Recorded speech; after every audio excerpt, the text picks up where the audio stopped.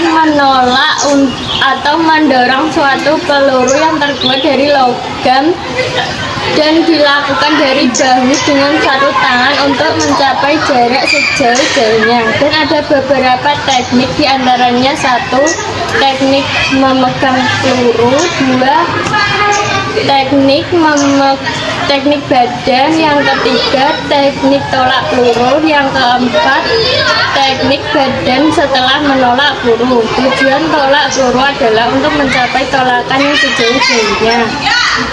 Sesuai dengan nama, tolak bukan dilempar, tetapi ditolak untuk didorong dengan satu tangan yang terletak di pangkal bahu. Perkenalkan, nama saya Anissa Putriyantono. Saya di sini akan menjelaskan tentang sejarah Indonesia tolak peluru. Olahraga tolak peluru masuk di Indonesia dibawa oleh penjajah Belanda. Di Indonesia, tolak peluru mulai berkembang pada era 1950-an. Olahraga ini sudah dikenal sejak masa kolonial. Tapi organisasi resmi tolak peluru baru diakui pada 3 September 2020. Tolak peluru dimulai dari organisasi yang menaungi cabang olahraga tolak peluru di Indonesia adalah Persatuan Atlet Seluruh Indonesia atau PASI. Sekian dari saya. Wassalamualaikum warahmatullahi wabarakatuh. Sejarah dunia tolak peluru. Sejarah tolak peluru dimulai dari kebiasaan melempar batu oleh orang Yunani kuno. Kemudian, olahraga ini berkembang menjadi melempar bola meriam oleh tentara pada masa pertengahan.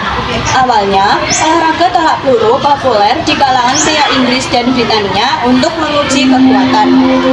Pada tahun 1866, tolak peluru dimasukkan ke dalam Olimpiade Atletik Yunani. Pada tahun 1951, Perry O'Brien memperkenalkan gaya membelakangi atau gaya O'Brien. Teknik baru terus bermunculan seperti berputar, menggunakan lemparan cakram melalui ring tolak peluru. Amerika Serikat adalah negara pemilik prestasi tolak peluru paling sukses dalam sejarah Olimpiade. Atlet tolak peluru wanita pertama mencapai 20 meter adalah Nadezhda Chizhova pada tahun 1969.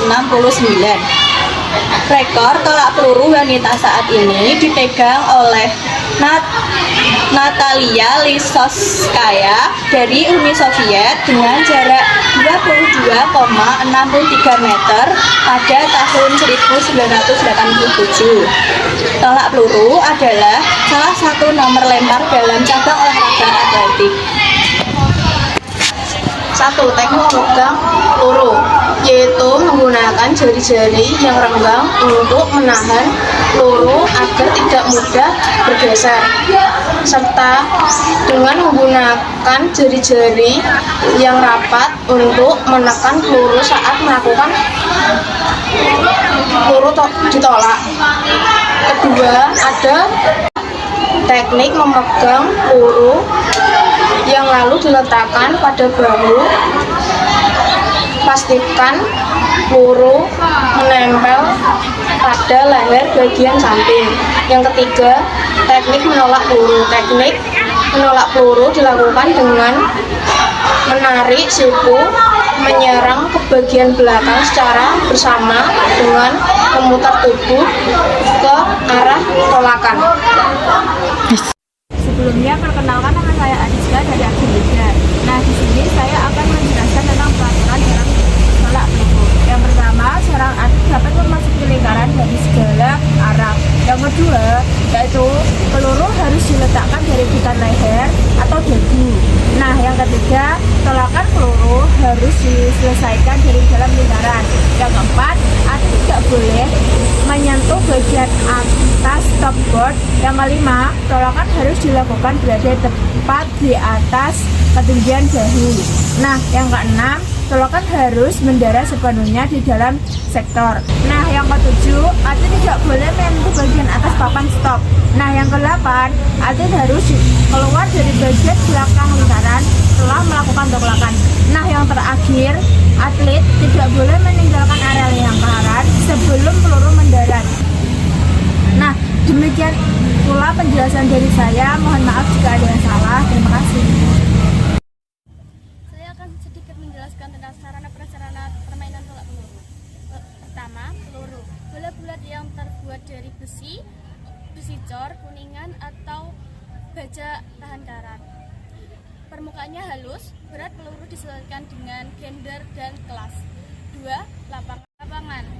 Lingkaran tolak peluru berdiameter 2,135 meter. Lapangan beton, sektor pendaratan ditandai busur pada lapangan rumput dengan sudut 34,92 derajat. Lingkaran memiliki papan penghenti setinggi 10 cm. Pada bagian depan sebelum memasuki sektor pendaratan. Bagian lengkungan lingkaran tolak peluru berkonstruksi dari besi, baha, atau bahan lain yang sejenis. Bagian lingkaran dalam terbuat dari semen yang berbentuk padat tapi tidak licin. Stopboard, papan batas antara lingkaran dan area lemparan biasanya terbuat dari aluminium curve. Ketiga, papan batas antara lingkaran dan area lapangan atau stopboard harus terbuat dari kayu atau bahan lain yang sesuai.